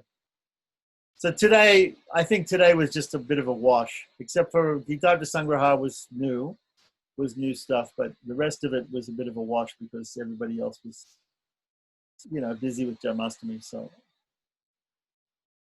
you're doing, Govinachara, you're doing Janmashtami tomorrow, and so. Yes, Swami. So does that mean you're gonna be available for Srivatsa Bhushana or not? I'm gonna try. The thing is, we're only going for darshan at midnight, but I'm helping with some friends and doing an online Janmashtami puja at Nice. 5 p.m. here. Nice. With the South African devotees and the Nairobi devotees. Nice. So we came up with a little prayog, and we're just doing Zoom and like that, where everybody gets, because they're still under lockdown, more or less. They can't really go to the temple or anything like that. Okay. So they're bringing the temple to their homes and allowing people to do pujas. We just direct them. You have South African, the Nairobi people can't go to the temple, and the South African people can't go also? Exactly, yeah. The South African people can't go either. So they're trying to... you have people in Durban or Joburg, or where? Both, or the Cape? It's Phoenix. It's a Phoenix project mainly. The reason why is because the temple president there, they want to build this new temple. And of course, Phoenix is where? I thought Phoenix was in Mauritius. That's what I thought too, but as I've come to know that there's also Phoenix in South Africa. Oh, I see. So, okay. Which is interesting. So they want to build a temple there, and obviously the temple president, they had so many months they're not getting any funds, and so he's offering this online Janmashtami puja to bring Janmashtami to your home. That's nice. To also collect some donations, I saw an article. Maybe I'll post it. Maybe I'll post the. There was an article in some Indian newspaper about all the temples in Vrindavan that are closed down, including Krishna Balaram. 22 people have tested positive in Krishna Balaram temple in Vrindavan. Yeah, I saw that on Facebook today. Yeah, so they also shut, including some pujaris too. So yeah, which is a real tragedy. But what to say? I mean, the same thing is happening here in America. Yeah, especially in Hawaii. My wife and I went to the beach yesterday, and right next to the beach that we went to, there's a Rinzai Zen temple. It's a Buddhist temple. There's a bunch of everywhere you go. There's Buddhist temples in Hawaii. So there's this Rinzai Zen, which is a certain school of Zen. I won't go into it, but anyway. There's a Rinzai Zen temple. Sometimes we go there when they have the dance. They have a dance for the ancestors once a year, but they don't. They couldn't have it this year, and so they can't do their fundraising. They can't have their services. All the churches are all closed. All the churches and all the Buddhist temples are all closed in Hawaii. So. Bhaktivedanta Mano, that's their main fundraising. Sure. They make a few hundred, I think of £150,000 or something for Janmashtami night. Yeah. So they're also they're at least trying to get as many people to come to just take darshan. Janmashtami at the manor. Janmashtami at the manor. I used to go around. I had one disciple or a friend of mine, right, follower of mine, and I would go around. I had a big plate with a camphor lamp on it, with a lamp on it. I would offer it to the deities, and I would walk around the grounds, right? And I had a guy who had a bag, and people would put money. People put money in that, and I was doing about 200 pounds an hour. Fabulous, especially in those days. 200 in those days, 200 pounds an hour in all day and all night, just continuously. That's all I would do, is I would just offer people the lamp from the deities, and I was doing 200 pounds an hour. Wow. So they don't even do that anymore. They should do it. I'll show them how to do it. I'll show them how to do it. I thought of it. I said, why not do this? You know, because the temple room is so crowded, you can't get anybody in there. So what you do is you just offer a lamp, pass it out the window or something like that, and then take it around. And the people who are walking around in the grounds, they have these 1 and 2 pound coins in their pockets, and and when it gets too much, you just pour it into a bag and then take it back and offer it again. And we're just doing that all day and all night. Made thousands and thousands of pounds. So I suggested them. So what you have, like those lamps that they make with the incense sticks, the long wicks that they just tie the cotton around the incense sticks. Yeah. So it will last a very long time. Oh yeah. I mean, there's so many things you can do. But in those days, I mean, we worked so hard on Janmashtami. There was no prasadam. There was no prasadam left. There was no deity prasadam left. There was no devotee prasadam left. There was no guest prasadam left. There was absolutely nothing left for devotees to break fast. So many people came there, but we were really ecstatic. They can't do that anymore. Nobody will come. No volunteers will come because they have Ekadashi Prasad serving all day long. Yeah. No, they had prasadam. They had prasadam for guests and things all day long. They had prasadam for guests all day long in those days. But I'm just saying, at the end, after midnight, when everybody, after the arati was over, after everything was over, after everybody left, there wasn't anything, and even the maha was taken by all the big shots, so nothing. But for a lot of people. Yeah. Here we have lots of volunteers, so we have like over 1,000 volunteers. So they provide, most of them don't fast, so they just provide Ekadashi Prasad for them all day. And then most of the devotees I know don't fast anymore. And even now, I say, I might as well do as the Romans do. A guide for celebrating Janmashtami at home, not all one visit to temple. Yeah, my wife found it very hilarious because they sent us this booklet, the guide for celebrating Janmashtami at home. And the first point on the thing is, visit the temple. Really? Yes. But it's possible to do it? I saw the video they made about how you have to book it and everything. Yeah. So they're still doing that, right? Yes, because it's the only way. So how many people can how many people can go through there? I mean, I don't think. They did that. We went for Balaram. We went for Balarama's Jayanti, and they're only allowing about maybe 6 or 7 people to come through for darshan, and obviously keep distance. And they just have to have people regulating it all the time to just see that there's enough distance. But when we went, it wasn't busy at the time that we went, the time that we booked, But I want to see how many they'll actually allow in the temple room for midnight, because we booked for midnight from 12 o'clock until 12:30. So you'll have half an hour slots that you can book to go and take darshan. Okay. So, good luck with that. Good luck. I mean, I got my deities at home, so. Yes. I'm happy. Yes. Yeah, but they're very careful. You have to wear face masks. They have like hand sanitizer everywhere. You have to sanitize before you go in. You have to cover your mouth to do kirtan. If you're doing kirtan, it's only for artis. All sorts of rules. So many rules now. Yeah. So they're trying their best to be very strict about it. Yeah, I hope so. I mean, the English are good at rules, and the Indians are good at trying to copy the English with rules, but not in actually following them. That's why I'm worried about the people in India, because Tyrion Ryan just keeps telling me about all the rules they have there, and how people are bribing other people to get around the rules. Yeah. That's why it's spreading so badly. Then it's really terrible. Yeah. I can't see when we'll ever be able to go back to India. It's just really bad. Yeah, I think what'll happen. I told my wife yesterday. I said we're probably going to be going to Europe before we go to India again. Yeah, unfortunately. And I wanted to take That's my all right. dad's ashes. That's okay. That's all right. We'll go. Mhm. We'll come to Europe. Yeah, excellent. Yeah. Now we have quarantines coming for Europe now, so European countries for us now.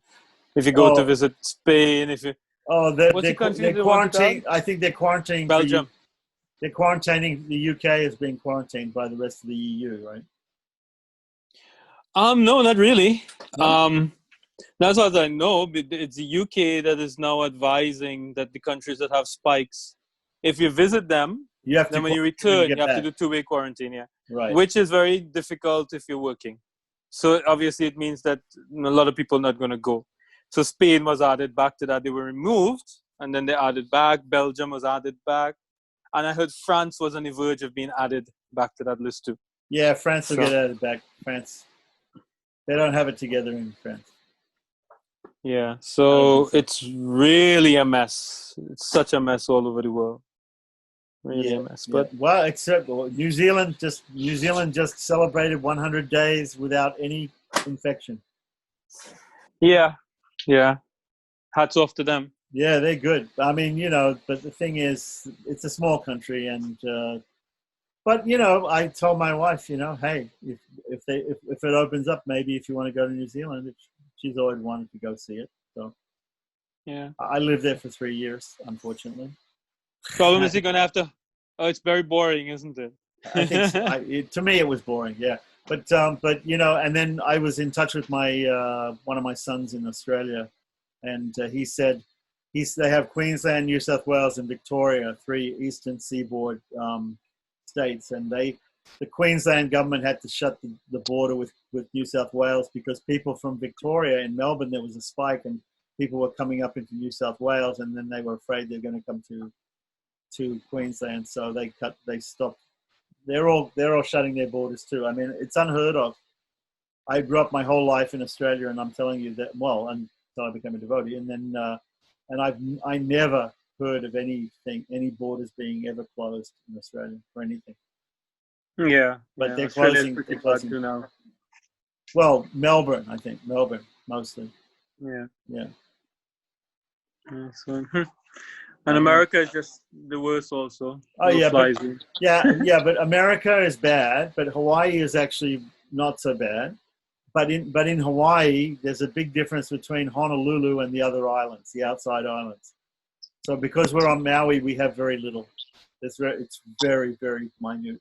It's like most days, no, they don't find any infections most days, and some, like once a week, maybe one person or 2 persons. But in Honolulu now, they're having a spike. So they were going really well for a while, and then now they're getting 200 every day, cases. So, but even that is nothing compared to, you have states in America on the mainland where they have thousands and thousands every day of testing positive, and they have what is it? I think now an American's dying every 80 seconds. Wow! Like every day more than 1,000 people for so long. Oh my goodness! Hang on a second. Hello.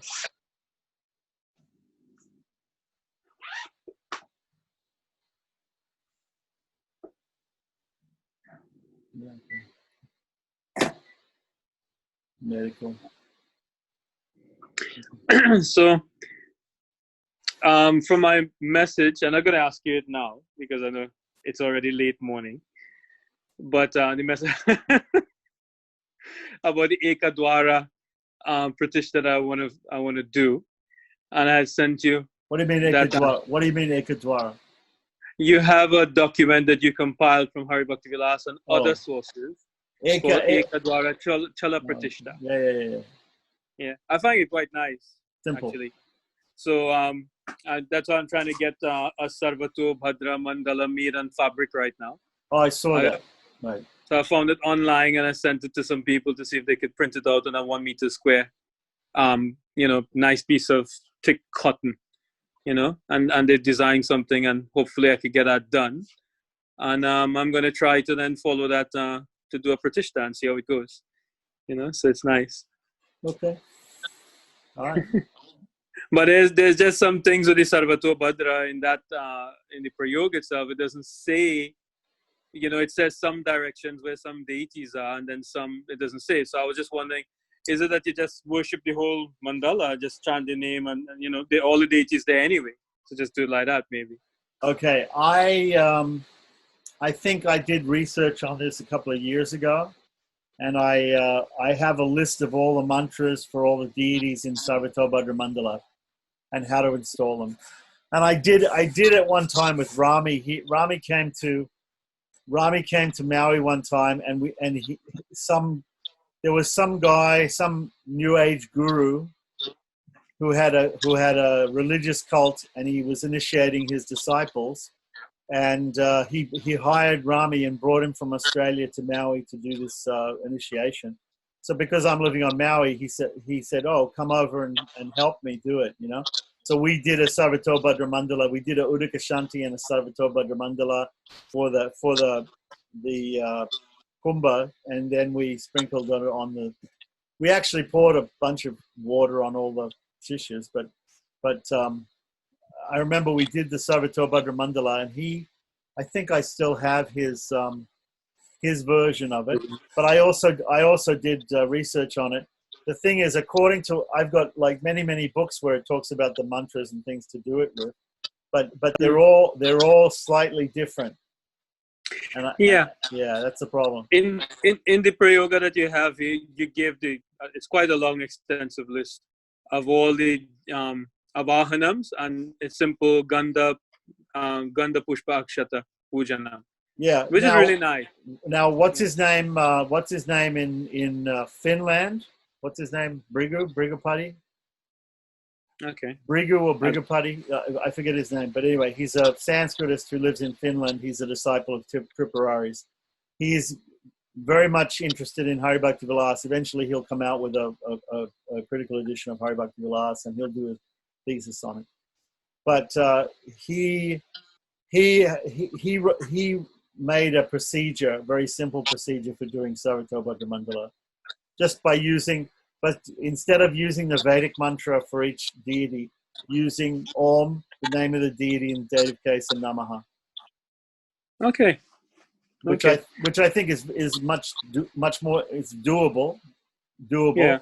But I mean, if you know all the Veda mantras, chant the Veda mantras by all means. Yeah. But if the one that you gave, you also gave it's Puranic mantras also. Oh, the one I gave Puranic mantras. Okay. Yeah, it's 2016, so it's 4 years ago you did it.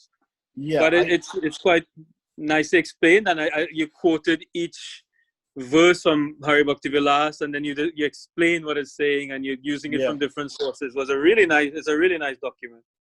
Really nice document. Yeah, and as usual, it was a complete waste of time because nobody was interested. None of the Gaudiyas wanted to do it, even though it was Gaudiya. This is the same thing. This new guy who's on the list. There's a new guy on the list in Brazil or somewhere in South America. Him and two Gora Goranga, and there's one guy Goranga, another guy Gora something. And they're both like friends, and they're in Brazil or something like that. And they both are asking me stuff. And I say, look, I tried writing out prayogas for Gaudiyas before, and they're just not interested. They all want to do Sudarshana Homily. They all want to do Sri Vaishnava stuff. Yeah. So I said, if you have to ask me, because like I'm busy. The squeaky wheel gets the grease with me, you know that. If you keep bugging me, eventually I'll give you the answer to the question. But otherwise, there's other people who are doing it. Other people asking me questions. So I'm, Yeah.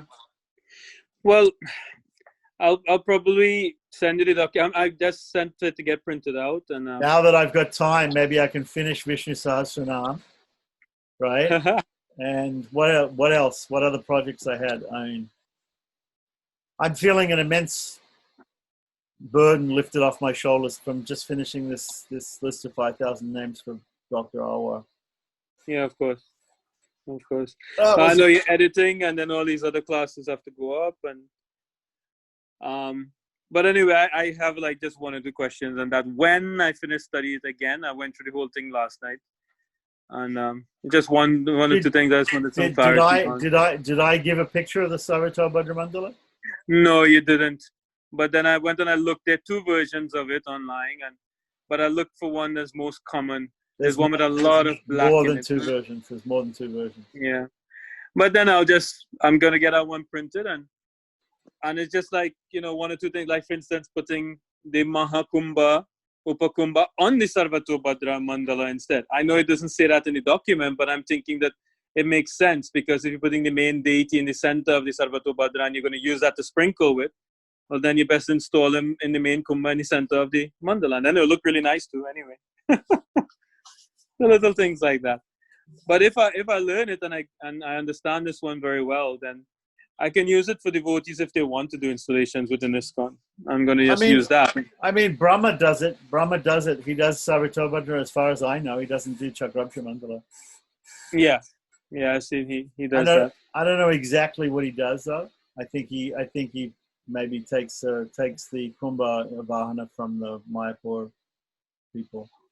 I don't know what he does actually exactly. Yeah, but then his thing is a whole mix between Sri Vaishnava and that also. So well, I mean, Sarvatobhadra Mandala is not Sri Vaishnavas. Yeah, everybody uses it. The Smartas use it, but the Sri Vaishnavas don't use it. They're not using it. Yeah, maybe for that reason. But I'm not. I don't think the Sri Vaishnavas are against it, but it would be more or less doing it a smarter way, Yeah. The Sri Vaishnavas, you should be using Chakrabja Mandala, which you have to be initiated into using. No, you don't. Half, 3/4, 99% of the guys in South India don't have the initiation. Oh, really? Okay. I thought it was just part of it. You have to know how to do the puja, but you don't. Hardly any of them have taken that initiation. I mean, some of them have, but a lot of them haven't. Yeah. They're just born in Archika families, and some of them have taken. They've seen how to do it, yeah. Some of them have taken the initiation, some of them haven't taken the initiation. Okay. Yeah. Anyway, I'll see. And give you a break to breed. But there's a different, according to Vinay Bhatta in Mysore, the Chakrabja Mandala is different if it's for Pratishta or if it's for Diksha, or if it's for Utsava. And I think for Utsavas they use Navapadma, but for Diksha and Chakrabja Mandala is used for Diksha, and it's also used for Pratishta, but apparently different, slightly different. All right, yeah, there you go. So when you have any Chakrabja Mandala Diksha, then they use a particular form of that. According to Vinay, Vinay is the best. He's the best because he doesn't go on what his father told him. He goes on what's in the Shastra. Yeah. Because his father wasn't an Archika. All these other people, Raman Bhatta, Murli Bhatta, all these other Bhattas, they're just telling you what they know from their father and from that's all.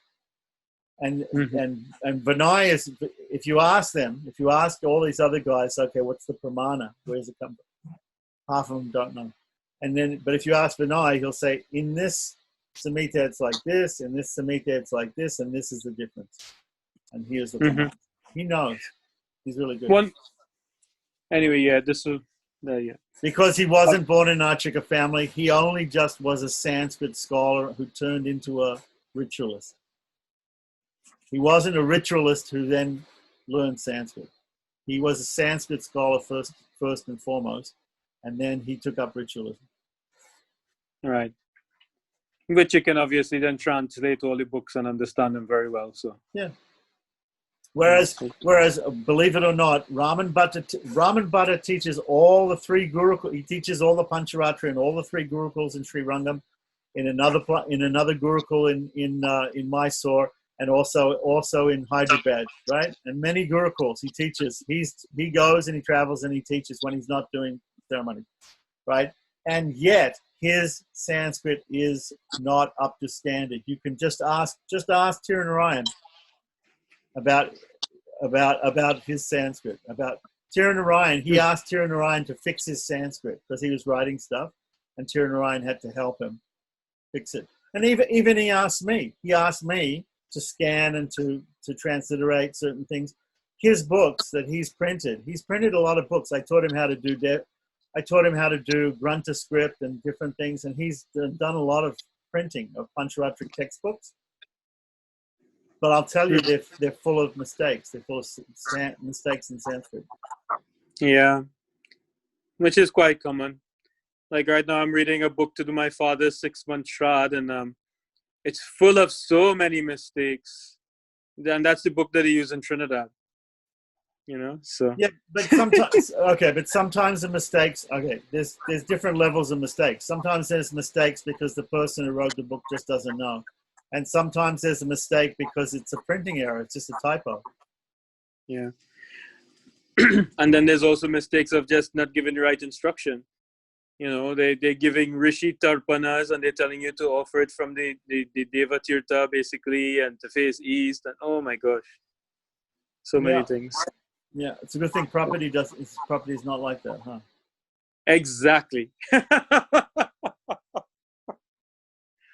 Exactly. But still, even then, we have the Vadagalais and Tenkalais telling you to do it in different ways.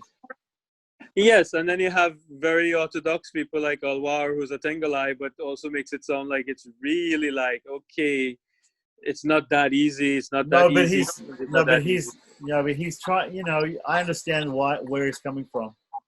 I understand where he's coming from. He doesn't want to also get into too much controversy. He's conservative, like his father. They're conservative. Yeah. Yeah. They know that secret, but you expect you to learn that secret yourself and realize that secret yourself. But they can't set a bad example. They have to also show that they're very strict followers. Especially as even an Acharya line. Yeah. Makes that sense. Okay. Oh, did we find out? We heard about another type of property today with Tirunarayan. Mm-hmm. Just I didn't hear it. What was the thing? I fell out of the class. No, there was a thing called. When I edit it, I got so many classes to put up that I've got in the can here, but I have to edit. That'll be catching up will take me a while. Yeah, exactly. But he mentioned another type of property today. So he was talking about Swanishta property. He was talking more about the other day, and Acharya property and Ukti property, Ukti Nishta property. He talked about today, but then he talked about another one. Oh, today you heard the discussion about how the Hobala Matjir gave Baranyasa to the dog one. Yeah. And there was this Russian girl who was studying Bharatanatyam in Hyderabad, at the university in Hyderabad. And while studying Bharatanatyam, coming from Russia and studying Bharatanatyam, she learned about Sri Vaishnavism and she became interested in Sri Vaishnavism. So the people who were her friends who were learning Bharatanatyam were Sri Vaishnavas of a Hobala Mutt. So they said, you should join a Hobala Mutt. So she went to the Ahobala Mutt Swami and said, can you initiate me? And he said, no, I'll give you Baranyasa. Right? Okay. He gave a Baranyasa, but not Panchasamskara. This was the thing. This is like I told you, Vedavyas Bhatta said he won't initiate foreigners. And he's a Tengalite. but the Ahobilam Mutt people I can understand more, that they maybe won't initiate foreigners. Okay, no initiation for foreigners. Okay, so she's not initiated. So then Krishna Chandra, a friend of mine who was a disciple of Rami's, he was originally a disciple of Tamal Krishnas and became a Sri Vaishnava and took some Shranam from Rami in Australia. He was corresponding with her on Facebook for years. This Russian girl, you know, and then finally we're all in India together. I'm in my house. Krishna Chandra and his wife were staying in my house. Oh no, I think Krishna Chandra, I don't know, but Krishna Chandra was there in my house. Maybe he came for his dental work. Anyway, whatever it was. So we're all in the house, and there was some festival. There was some festival, and this Russian girl shows up at the house. This Russian girl with Sri Vaishnav tilak on and everything, and the sari, shows up at the house and introduces herself that here I am, that I've corresponded with you guys on Facebook. So we go, okay, nice. So we had a good chat with her, you know, and then what happened was it was in the evening, and she was staying in a dharamshala, and they closed the door of the dharamshala in the night and locked it. Yeah. So in the evening, she went back to go to the dharamshala, which is around the corner down the block, and then she came back and knocked on my door again, and said they locked the thing out. And I said, that's okay, don't worry about it. Come in. You can sleep in the living room on the couch, you know. And I gave her some blankets and stuff, and she slept in the house, right? So then she got up the next morning, and like Krishna Chandra and I are up, we're all doing Sandhya Vandana and doing our puja and stuff like that. And she goes, you know, I stayed with all these Sri Vaishnava people. I stayed with I go with and stay with the Ahobilam Mutt Shishas in their houses whenever I travel and everything. I said, you're the only guys I've ever seen get up early in the morning and do Sandhya Vandana. Yeah. You know? Yeah. And I said, look, don't criticize people. Don't worry about it. It's okay. No problem. And then she got into talking about how the Ahobilam Mutt Swami gave her Paranyasa. And I said, didn't he give you Pancha Samskara? And she said, no, he didn't give me Pancha Samskara. So then I said to her, I said, well, he gave my friend's dog Paranyasa. Yeah. And then she was like very hurt. She was hurt. Yeah, she was offended. I said, look, don't take it personal. I'll try to find out what the story is with this, because I'm not trying to say that he didn't think of you very highly. That's why he only gave you Bharanyasa and not Pancha Samskara.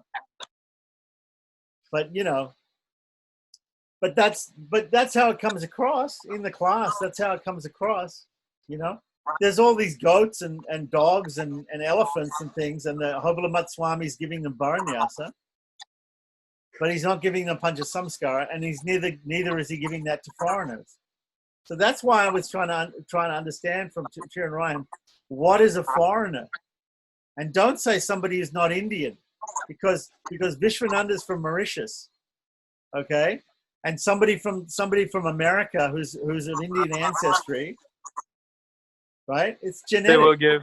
Yeah, they'll give it to That's them. why they're racist. They're real serious racists. They're serious racists, I know. But the thing is, I don't want to offend people by saying that.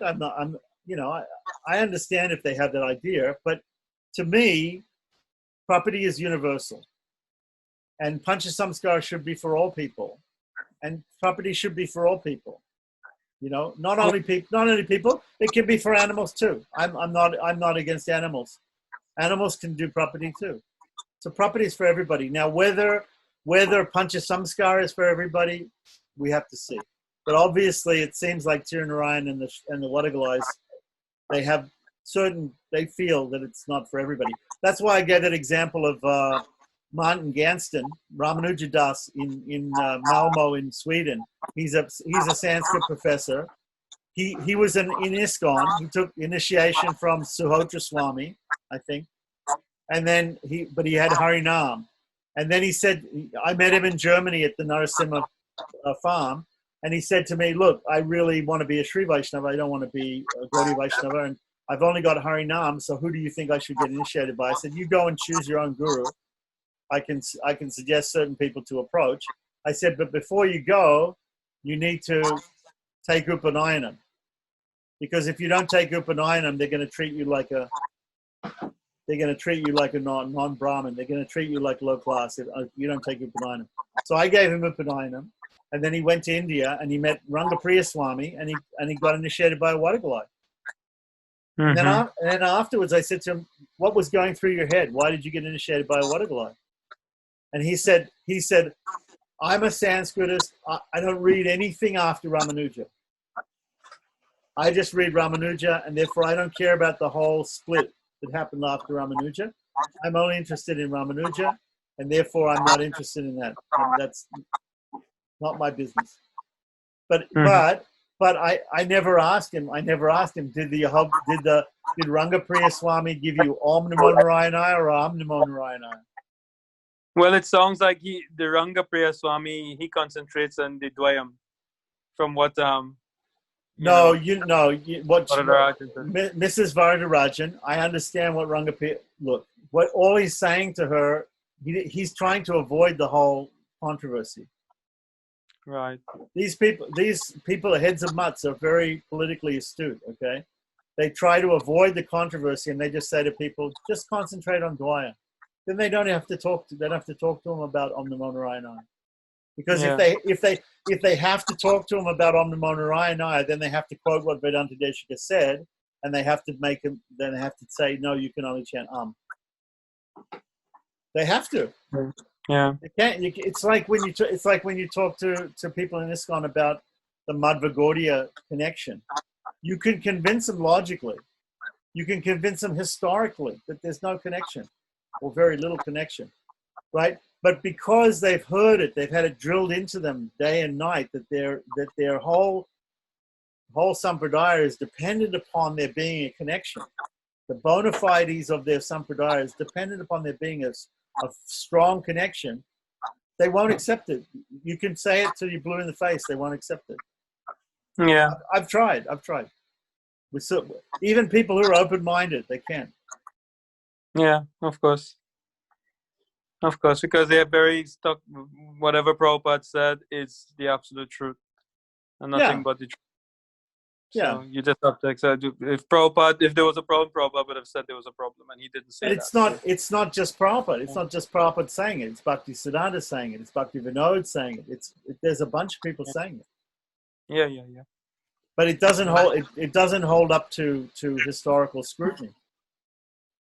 Yeah, just like my friend this morning sent me from Trinidad a message that about Krishna being born to Krishna appearing to Devaki, but being born to Yashoda, and he said food for thought, and I just thought, oh boo, I didn't even reply. Food for thought. Yeah, but again, because what thought? Go to India and go to Krishna's birthplace. Where is it? Yeah. See, there's some bhakta on Facebook some guy, and he's not even initiated, and the guy thinks he knows everything, and is trying to tell me something on Facebook, and so he starts telling me this whole stuff, and I said, look, hello, have you ever been to India? And he said, yeah, I went one time. I said, hello, I lived there for 25 years. For 40 years I've been going every day. I've been decades in India. So hello, have you been to Vrindavan? Yes, I went one time. Okay, the guy says he went one time. I said, so when you went to Vrindavan, did you not go to Mathura? He said, we passed Mathura. I said, okay, in the taxi. From Delhi, we passed Mathura in the taxi. And I said, you didn't stop? You never went to the Janmastan, Krishna Janmastan, where Krishna was born in Mathura? And he said, no. And I said, you call yourself a devotee of Krishna, but you've never, ever been to Krishna's birthplace. Why is that? Yeah. He said, well, and for them, it's not important. It isn't important. It's not important. Exactly. Because that's Vasudev Krishna. What's important for ISKCON devotees is to go to a foreign country and go and live inside an ISKCON temple inside a foreign country. And associate with only ISKCON people. It's like it's like the people I associate, many of the devotees we all lived in Vrindavan, but we lived inside the compound with all the other Americans and foreigners. We didn't have hardly any relationship with the Brijbasis, with the people who actually lived there. Yeah. But that wasn't my idea. I went there and I was out there with the people. I mean, I absolutely love the fact that I'm the only foreigner. My wife and I are the only foreigners living in Sri Rangam. I don't want to live in I don't want to go to India and live in a compound full of foreigners. I want to go live there with Vaishnavas, with people who are born and bred Vaishnavas there. Mm-hmm. I want to soak up the culture and I want to really have an authentic experience. You know, if I want to go to an ISKCON temple, why would I go to an ISKCON temple in India? I can go to an ISKCON temple in Honolulu. They're going to sing the same songs, do the same things as the people in Vrindavan. You know? But that's what's told to you to do. That's the thing. It's put into your brain. That's all you have to do. You must do that. Don't associate with anybody else. Only devotees. Don't read anybody else's books. You'll get contaminated. You're going to be Maya Prabhu. And it's only when you start going out, then you realize, well, you know, something I wasn't Maya. No, you don't even know. You didn't even know what it was like in ISKCON in the old days. In ISKCON in the old days, when I went to Mayapur in 1976 festival, and we went on Parikram, and we went to Lord Chaitanya's birthplace, Yogapith, right? And we're out there at the Yogapith, and there are these guys at the Gaudiya Math devotees have book tables at the Yogapith, and they're selling books. And okay, 99% of the books are in Hindi or in Bengali, right? But they're selling Brahma Samhita in English. Brahma Samhita translated in English by Bhaktisiddhanta Saraswati, Prabhupada's guru. And if, as an ISKCON devotee, if you went up to them and bought that, you would be chucked out of ISKCON. You cannot buy a book written in English by Prabhupada's guru. Why not? They told it. They told us after Mangal Arati, Achyutananda Swami said, okay, guys, today we're going to go on Parikram and we're going to go to some of the Gaudiya Math temples. They may be selling some of their publications, even in English, even by Bhaktisiddhanta. You may not purchase them. If anybody purchases them, they will be reprimanded. It's nuts. It was complete. To me, it was complete nuts. Cultish. Totally cultish, totally anti-intellectual, totally like why? Prabhupada says on the little Govinda's album or something, the first album, he was the supreme personality of God, the transcendental demeanor. What does he say? He says demonor, right? The transcendental autocrat is nothing to do with the material demeanor or something like that. You know, that's right from Brahma Samhita. That's from that book. And yet, if you go and you purchase that book, you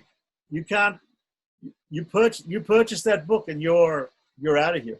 We're going to kick you out of the temple. Yeah, it's only until Prabhupada probably said you can use that book in ISKCON that then they allowed it. Right, and then finally, but then they finally decided the BBT is going to print their own version of it, their own copy of it. Yes, they didn't want people to keep purchasing. I have multiple copies of it on my bookshelf here. I have a 1935 edition from Gaudiya Math. You know, it's ridiculous. I mean, when I was a bhakta in ISKCON, right, I had Vishnu Sahasranama, and I could read Devanagari, right? So I had Vishnu Sahasranama in Devanagari that I used to read when I joined, before I was even initiated, right? And I'm reading Vishnu Sahasranama like that. But I had this Vishnu Sahasranama book, and I would keep it in my locker. And some people would go and they say, "Oh, look, what's he reading?" Right? The inside the cover, there was a picture of the Kam Koti Pitam Shankaracharya. Right. Okay, right. So all these guys in Australia, the only thing they know is that there's this guy, and he's got this book. He's got a Sanskrit book in his locker, and it's got a picture of a Mayavadi inside it. Right? And I try to tell people, I said, look, it's 1,000 names of Vishnu. Okay, the publisher put a picture of the Kanchi, Shankaracharya in there, but it's got nothing to do with him.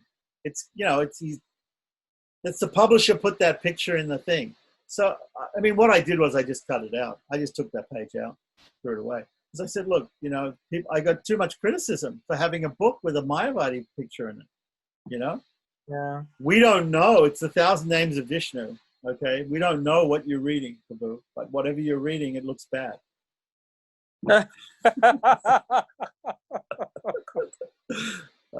Some funny things, so many funny things, so many crazy things. Yeah. They don't know. They don't know. They wouldn't know. If it was in Sanskrit, what would they can't read it. They wouldn't know if it was, Exactly. Anyway, you have a good morning, Swami, and a good Janmashtami. Janmashtami 1. Janmashtami 1. There must be 2. Janmashtami 1. 2 will come in September. Yeah. So, yeah, great. We'll keep in touch. Okay. Namaskaram. Jai Shriman Narayana. Jai Shriman Narayana. Keep the questions coming.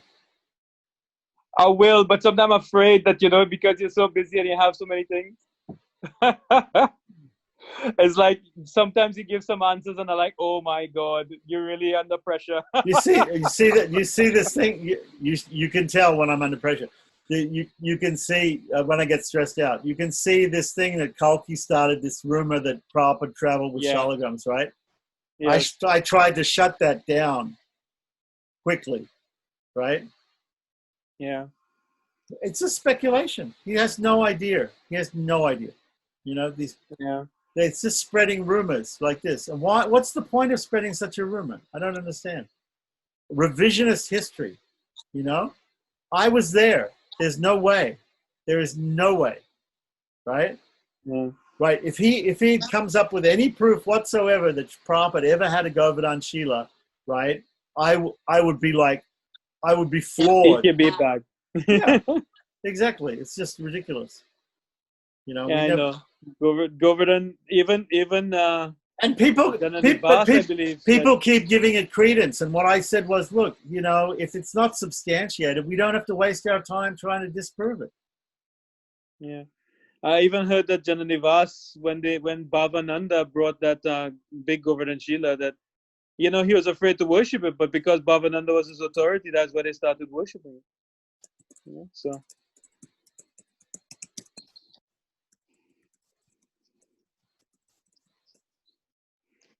Okay. I'm gonna go for a walk myself. Yeah. It's late. Big Shilas are not important anyway. Little Shilas are better. Yata shukshma shila tata mahat punyam. Oh, really? Very nice. Hari Bhakti Vilas. That's taught to me by Vishwambhadra Swami. When I brought some shalograms from Nepal, I showed it to him, and he said, "You choose this one. You worship this one. This one is the best one." Small. Very nice. So, the smaller, the more punya, mahat punyam. Yeah. Very nice. Very nice. Okay. Jai Shriman Narayana. வாழி உலகாசிரியன் வாழியவன் மன்னுகுலம் வாழி முடும்ப என்னும் மாநகரம் வாழி மனம் சூழ்ந்த பேரின்ப மல்கு மிகு நல்லார் இனம் சூழ்ந்திருக்கும் இருப்பு வாழி திருவாய் மொழிப்பிள்ளை மாதகவால் வாழும் மணவாள மாமுனிவன் வாழியவன் மாறன் திருவாய் மொழிப்பொருளை மாநிலத்தோர் தேரும்படி உரைக்கும் சீர் செய்ய தாமரைத்தாளின வாழியே சேலவாழி திருநாபி வாழியே துய்ய மார்பும் புரிநூலும் வாழியே சுந்தரத் திருத்தோளினை வாழியே கையுமேந்திய முக்கோலும் வாழியே கருணபொங்கிய கண்ணின வாழியே பொய்யிலாத மணவாள மாமுனி புந்தி வாழி புகழ் வாழி வாழியே அடியார்கள் வாழ அரங்கநகர் வாழ சடகோபன் தண்டமிழ் நூல் வாழ கடல் சூழ்ந்த மண்ணுலகம் வாழ மணவாள மாமுனியே இன்னுமொரு நூத்தாண்டிரும் ஸ்ரீமதே ரம்யஜா மாத்ரு முனீந்திராய மகாத்மனே ஸ்ரீரங்கவாசினே பூயாத் नित्यश्रीर्नित्यमङ्गलम्